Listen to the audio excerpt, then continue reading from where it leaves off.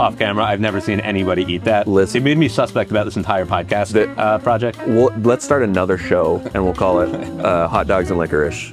How about we focus on one podcast? One podcast. And quite frankly, it blew up the plan. They weren't expecting that, I think. I think things happened really quickly. What small changes can we make now so we don't have to make huge changes later on? We moved 4 years ago. It was the best not financial decision I've ever made. We don't fail, we adapt. We don't fail, we adapt, right. Client drastically cut, and I'm never gonna do anything that I ever want to. And then I would say half the time when we're talking to clients, a lot of times it's just like, hey, this was a whole lot easier than you thought it was gonna be. Welcome back to Beyond the First Million by Drucker Wealth. I'm Gideon Drucker, and the much taller gentleman to my right here is Jordan Haines. I'm slouching. To make me feel better, it does help. So last episode, we spoke really about why we're doing this podcast, who we're doing it for, how we want to think through financial decisions, and there'll be a lot more of that. And today we're going to be speaking about priorities, financial priorities versus goals. Before I do that, I realized I didn't really mention on the first episode why the name is the name, Beyond the First Million. So I want to explain that briefly. So number one, I think it's catchy. And after all, we are now in the content game, so having a catchy title is probably helpful. But the real reason our clients are, and everybody we're speaking to, are really thinking beyond the day-to-day, right? They're not worried about exactly what is happening this week, right? In their budget, in their finances. They're thinking, am I on the right track long-term, right? They're opening up their different, the trade-offs inherent in their long-term decision-making, right? And, quite frankly, $1 million, $3 million of assets isn't what it used to be. And I'm definitely going to be called out. Somebody's going to find that sliver and say that's They're ridiculous. Find something wrong with it, yeah. But hey, it's who we work with. It's who we help. And their decision-making is different when you're on the path of building wealth. Mm-hmm. You're accumulating, you're already climbing that mountain. And that's really who, we speak to every day. That's obviously who this is built to. And after all, it is our podcast. Yeah. It is our podcast. We both, something that bonded us, at the start is we both nerd out on financial planning. I think between the two of us, we listen to every financial podcast out there. Just all of them. I'm just kidding. There are no other financial podcasts. This is the only one. It is just the Drucker Wealth. But something that, I think has bothered us, or just, we flag even in our internal planning process, is that advisors talk too much about goals, about client goals. And, I think what we say is they really mean priorities. Right. So I'm going to set the stage, because it's the very first thing we do with clients is speak about both their goals and their priorities. So it typically starts out, right, and we've both done this hundreds of times. We're starting to build out a financial plan with clients, and we say, hey, tell us everything you want to achieve, anything that's on your mind. And, I like to emphasize literally anything you've thought about. Don't worry. Can you do it? Can you not do it? I had clients tell us, one time that they were both W-2. They were in tech. They wanted to open a wine bar. Yeah. And it took me asking 4 times what they wanted to do before they they were almost embarrassed to share, because it's so out of cool. Let us be the bad guy and gal, right? Let us say, is this feasible? Can you do this? What would need to change? But we want to lay out every possible goal you're thinking about. But that's the first step, right? It's just like brain dumping. Hey, we have 15 things we want to achieve. Maybe you could just take over, why is that not enough? Where do we go from there? Well, before I talk about why that's not enough, I think it is an important part where everyone's a little bit different, right? When I do any sort of planning with my wife, she filters while I am just think of everything. All this, I'm I want to think and dream and things that will never ever happen. What's not realistic.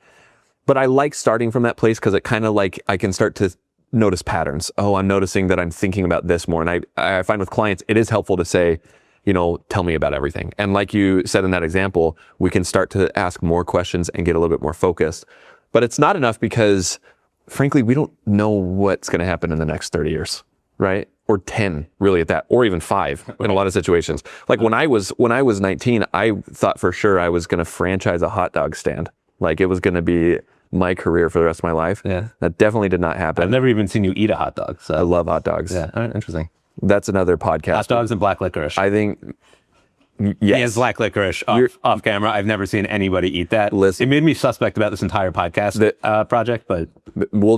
Let's start another show, and we'll call it Hot Dogs and Licorice. How about we focus on one podcast? One podcast.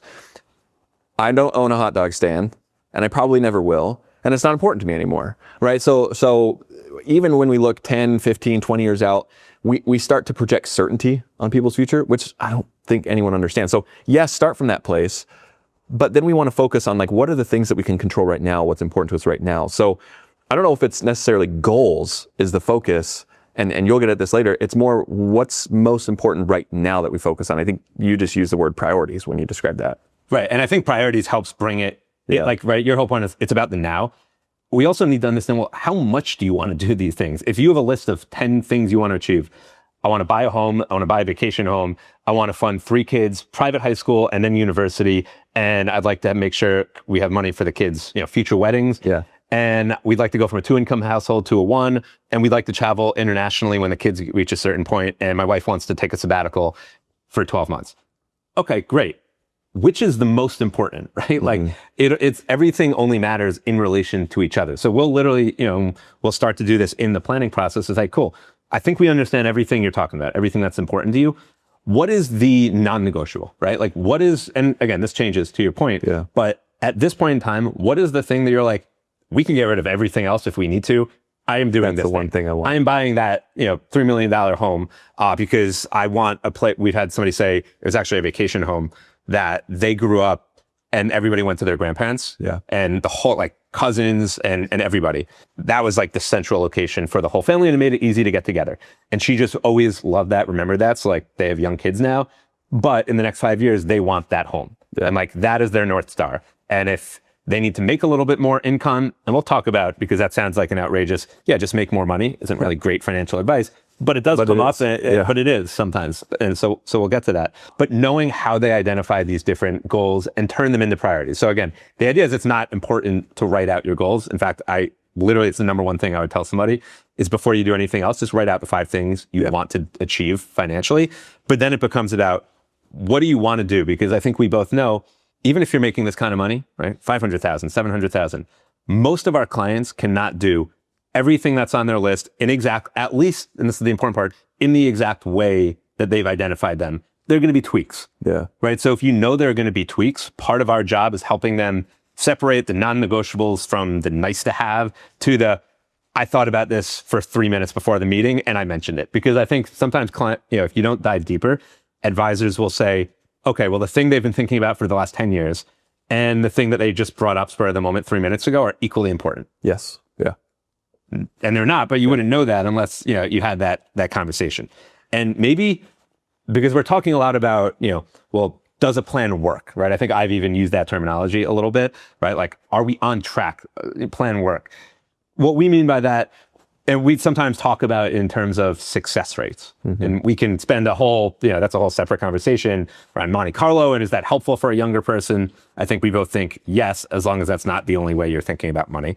But help us maybe identify, when you think about planning, right? And, success rates and what somebody is able to achieve, it's all about when we make the changes. Yeah. Maybe you can, emphasize. When I think about planning for the future is just managing trade-offs. It's literally all it is, right? Like we can't have everything we ever wanted. And I don't think that's news to anyone. So just understanding if I do something, what effect is that going to have on other things? That's going to be the area that I find most helpful for clients, where they start to think about the future and sometimes it gets overwhelming because they're like, there's these 10 things that I want to do. Yeah. And I like all of them. And some of them, maybe I have an inkling towards what's the most important. But then when we can sit down with them and say, well, if you do this thing, this is what might happen in the future, right? We're not saying with certainty, this is what's going to happen. We're saying this is what directionally life could look like if you go down this path. Providing context. You're providing context. If you just understand the trade-offs, I find human beings, the clients that we work with, are really good at making the decisions once they understand the trade-offs. But then we have to bring it down to like present reality. If you do this thing right now, what effect is that gonna have on you in the future? So when we look to the future, yes, we want to look at goals. We want to understand trade-offs, but then we also want to understand what are the small things that I can do right now that are going to get me there. Right. That's kind of how I think about planning for priorities and goals. It's small. It's what small changes can we make now so we don't have to make huge changes later on. Yeah. That is really what we talk about with financial planning is, I like to sometimes tell clients when we're showing them their success rates, I'm like, you're not going to run out of money. Yeah. Like the plan might, 90% chance technically means there's a 10% chance you run out of money, Nobody's going to do that. We don't fail. We adapt. We don't fail. We adapt, right? Nobody runs off the cliff and keeps going at the speed 5 feet away from the cliff that they were running a mile out. I tell clients, like, none of our clients are ever going to run out of money. It's not because we're so wonderful. It's just human nature. At a certain point, if you were heading in the wrong direction, and unfortunately, our retirement division works with clients in their 60s and 70s, and sometimes they meet later in life where they don't have as much optionality. Yeah. But instead of running off the cliff, what do? Hey, we need to downsize. We need to cut back. We need to move to a different state that maybe we don't want to live in that makes life a little bit easier. But that is our worst case scenario of working with clients, is they not realizing and getting to a point where they say, oh shit, can we curse on this? It's our podcast, right? Yeah, nice. All right. I'm not a big cursor in general, but when it fits. So we want to make sure our clients do not have to change their behavior radically in their 60s and 70s in ways that are just going to totally disrupt their life. If they can make those subtle, small tweaks you mentioned, Really famous book. You've probably read it, Atomic Habits. James Clear talks about, I don't remember, I'm probably getting the words wrong, but he talks about like outcome goals and process goals, where like outcome goals are very much in the future. And what's interesting, you probably had this before, but I've had so many clients come and we'll be talking, we'll be thinking about their future. And usually it's in like the first conversation I have with them. They say, I want to have $5 million, then I'm good. It's like, where did that number come from? Right. Why that number? What's going on in there? Like, but that is an outcome oriented goal. I want to get to somewhere. And there's so much stuff that has to happen between now and then. The process-oriented goals are, I want to be saving enough right now to feel like I'm making progress. That's what's interesting to me, is that most of the clients I think we've worked with have been like, they just want to feel like they're making progress. Yeah. Making progress towards what tends to be the first part. Like, what are we making progress towards? Yes, we need to directionally know where we're going, but we need to know what are those process-oriented things that we're going to do, those small little things to help you get directionally to the area that you want to go. And separate conversation for another time. You might get 10 years down that road and decide, actually, you want to do something totally. Let's make a left turn. We're going to go in an entirely different direction. Yeah, we've actually, you made me think of a client story with somebody that were building out their goals, and they were a married couple, and they just temporarily had to live in two different locations, somebody's job. And they put in the plan that they wanted a house in Boston. Then they had an apartment in Hoboken, and they wanted to buy a vacation home like in the country. And that they said all this, and I didn't comment because I think we know, like, sometimes just let it happen. And as they're looking at their goal, we hadn't even gotten through the plan. They just literally saw it on on their client portal, and they're like, that seems like a lot, right? Like, that just seems like a lot of maintenance, a lot of stuff to have to upkeep. They're like, do we really want to own places in these 3 separate locations? And I said, hey, let us, we can run some scenarios. We can show you what it looks like. But like, for them, like, they had those goals for, I don't know, probably years, but like, they had just never seen it like in such a static of like, oh, so we'd have to spend money to own this, and we already own this, but then we're gonna have to buy that, and then we're gonna have 3 maintenances, and we can only be, 2 of us can only be in the 2 of the 3 places at any given point. And it just kind of fell down of its own accord. I'm diving into the Drucker Wealth process, but you can extrapolate this to just how you should be handling or thinking about your own goals. I love when we'll sometimes share, hey, here's what your plan looks like, right? Like, here are the scenarios 1 through 4 based on everything you shared with us. And we really don't know how they're going to react in the moment, right? Like, we always know we try to set the stage of, hey, it's not perfect, right? Like, we're going to have to make some tweaks, but like, you should feel great about where you stand, right? Like, I always want to lower anxiety when it comes to, to money and planning. And if somebody's in good shape, I want to let them know early in the meeting, hey, we're going to talk about tactics and some changes, but like, breathe easy. We're not telling you have to change your entire life right now, which we both had, sometimes you have to have those meetings, but when we don't, I like letting people know. So sometimes we'll run through scenarios, and maybe I have in my head, like, they're going to have to, save a little bit more, cut a little bit of their spending, and retire a little bit later than they told me. They're going to be a little disappointed. And this just happened 2 weeks ago, where that was what I thought, like, I wanted to get ready. I thought that was going to be the tenor of the conversation. And when I shared their scenarios and how everything looked, all they saw was, wow, we can buy the home in Rhode Island to be closer to family. It's great. That's all we wanted. That was literally their number one thing. And this really ties back to the beginning. Like, they gave us 8 goals, but that was their North Star. That was, hey, if we can make this happen and we have a second home that we're closer to our elderly parents, and the kids can spend time with their grandparents, like, we can cut back on dinner during the week. Not a big deal. We can work an extra year. I put 60 in the plan just because why the heck not? But So it's again, like, you don't know how people are going to react, but giving them the space to think about it, to modify, to adjust on their own. Yeah. And hearing that, I was like, oh, cool. So we're going to get rid of these other three things for the moment because it doesn't move the ball, to your point. Like, focus on the short term instead of the long term that we're not even there yet. And people surprise you. And they think about their own lives differently. And then, part of the beauty of this is, that usually happens on the fifth meeting. Yeah. Like, they might have thought about it one way on meeting one, but even without our help, because guess what a married couple is doing after they have a meeting with you? They shut down the laptop. Yeah. They're speaking to each other. Yeah. Right. They're like, everything we just talked about, now they're talking about without us listening in. And a lot changes from that to the very next time. So all of this, why do we focus on, priorities, on goals? And we spoke about this a little bit last time. But it's pertinent to this conversation of, sometimes people want to everybody wants to fix what's easiest. Right. Yeah. So, sometimes we'll show their expenses, right? We'll be like, on their portal, we'll show, hey, you're spending $12,000 a month. And then right next to that is a goal, or a target, it's really a better word, of $60,000 a year for the next 7 years for private school. You want to buy a $3 million home, which will run you, $180,000 a year, made up number, but that feels in the range. $180,000 a year, and you want to buy a vacation home 4 years after that, which will just add another $100,000 of just total expenses. And you're showing all of that, and they say, we think we can, cut down the $12,000 a month that we're spending discretionary. We can get that down to 11. Yeah. And I'm saying, okay, that's great. I'm like, that's not gonna, as you're looking at it side by side, that's not gonna move the needle when we're thinking about adding $300,000 a year of real estate costs. And I'm not making fun of them. Like, that's a very real reaction, because it's easier to change, all right, 12 to 11. Yeah. Like, I'm going to cut out a dinner. I'm not going to spend this on Amazon. Whereas, the goal, the house, the real estate, the private school, like, that is, it's the $10,000 decision versus the $10 decision. Yeah. And it's a tough, I'm putting you on the spot here, but it's a tough thing to navigate when people want to focus on the $10 decision, when it's the $10,000 decision that we really need to tackle. Sometimes that comes up, I would say, half the time when we're talking to clients. A lot of times it's just like, hey, this was a whole lot easier than you thought it was going to be. Sometimes it's interesting, because it's like, I feel like it's either one end of the spectrum. In some situations, we think we're way worse than we actually are. Like, right. I have to. Like, you mean the client thinks. They come to us and they're like, I got to drastically cut, and I'm never going to do anything that I ever want to. And then other times it's like you described, where it's just, hey, you're focusing on the wrong thing, right?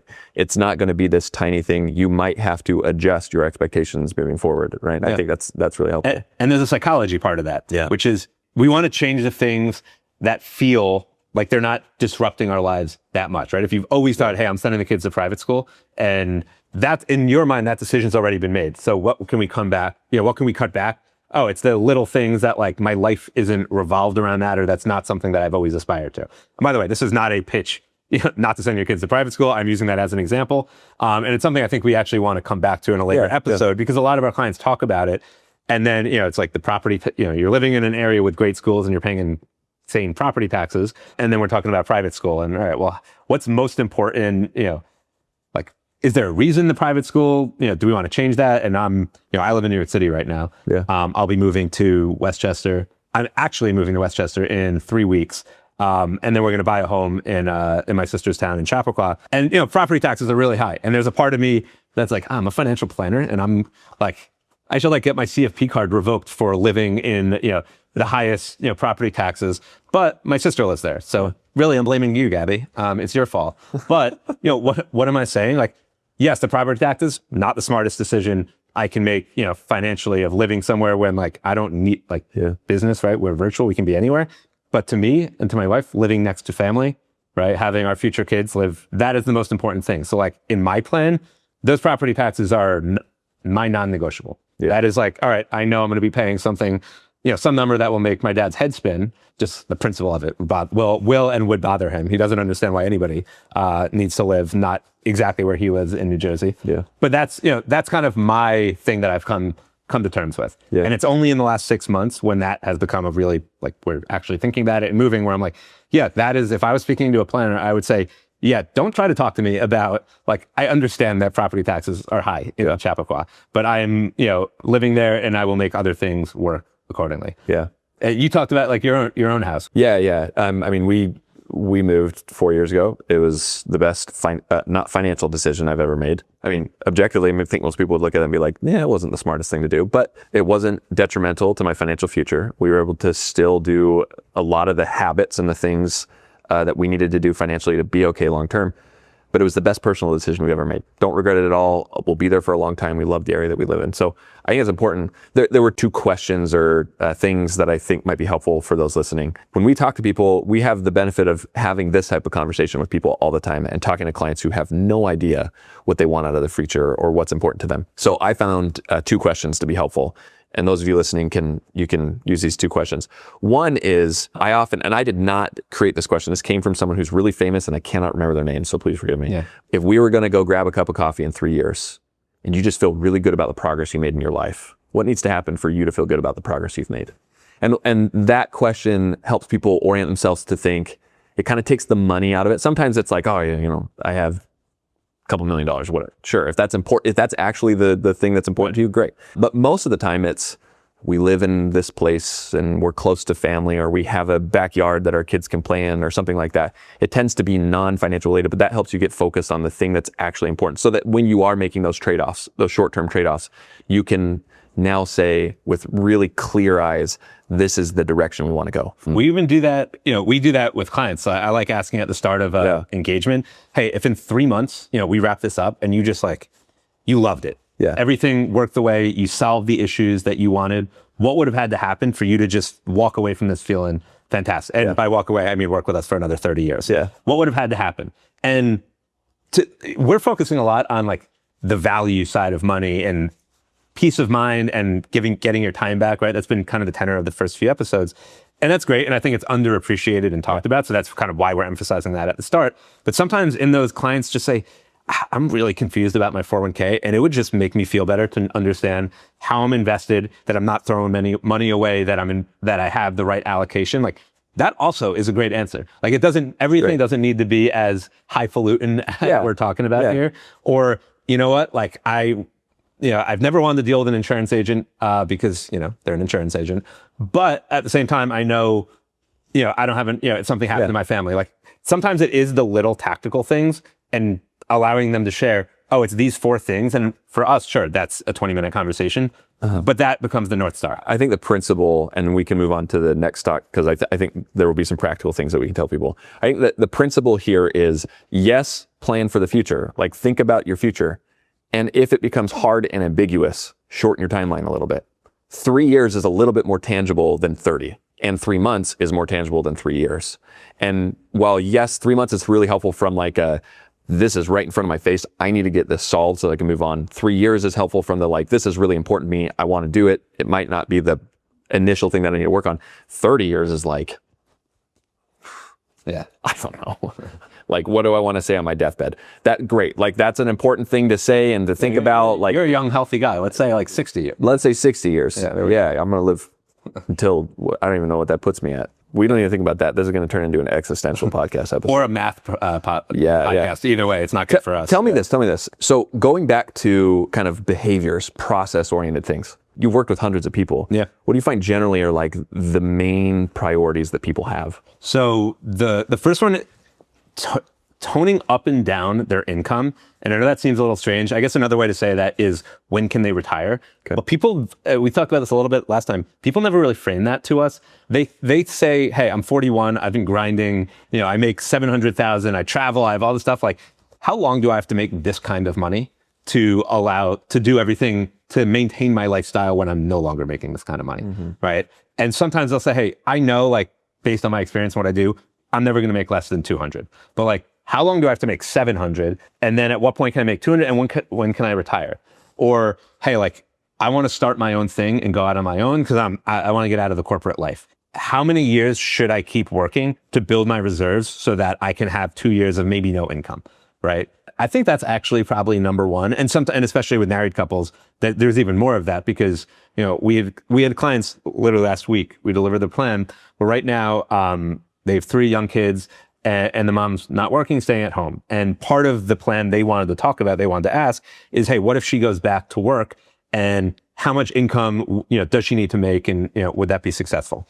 And she's like, all right, so if I make 50,000, Like how does that impact the plan? And just because I wanted to show them, I like showing people when they're playing good offense and good defense, meaning make more money or spend less, the impact. We showed if she made 50,000, and by the way, they're, as a family, they already make 600,000. So just to put it in perspective, if you make 50 to 75,000, or if you cut back from your budget 1,500 to 2,000, and we just showed them side by side, no judgment, no saying what you should do, and the wife looked at him and was like, oh my, she's like, well, I'm not going back to work. We're going to cut back to that. Like that wasn't part of her plan.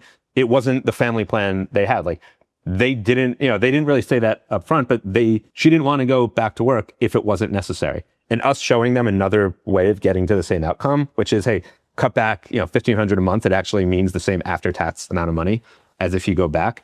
And that was just like, that was the meeting. Yeah. Like the whole meeting, we said a lot of good stuff. I like to think the whole meeting boiled down to, hey, if we cut back a little bit, and it wasn't just the financials. She doesn't have to feel guilty that she's not working, or like, that she's not, as she's put it, like economically providing. Obviously she is dramatically and always, but like having that, being able to tackle that from another direction was just so helpful. Career, income, family, like that really, and I think to the podcast name, as our clients have gotten a little bit older, and like maybe 40s instead of 30s, as they're making a little bit more, have a little bit more, it comes down to those sort of decisions. And then, real estate, buying a primary home, sometimes buying a vacation home. I would say travel, like as a family, we do work with a lot of families, sometimes investment, but we will talk about that. We have a lot of thoughts about using property as an investment, and education funding, right? That the balance between saving for your kids and saving for retirement, right? I think is a big one, and not just what accounts to use, but well, how much do we want to cover of education? If to your point about 30 years, if the kids are 4 and 5, we don't know where they're going to go to school, and how do we think about risk reward as far as education planning, which I know we're going to talk about on a whole podcast. But I would say those are the big ones.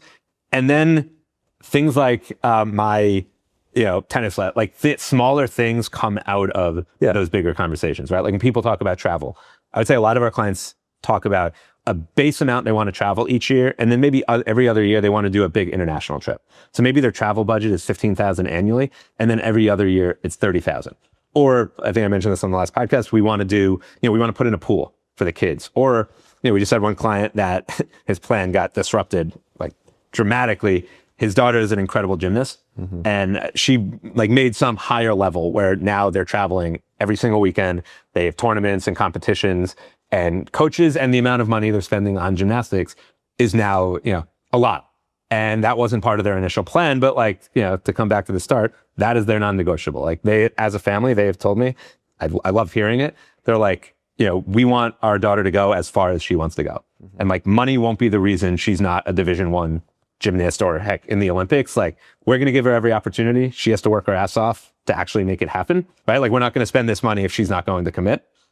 This is not a youth sports podcast, so I'll tangent there, but that became their non-negotiable. And quite frankly, it blew up the plan. Yeah. Because it just wasn't, that they weren't expecting that. I think things happened really quickly in her career, but that has become what we're focusing on. And a lot of other things are going by the wayside.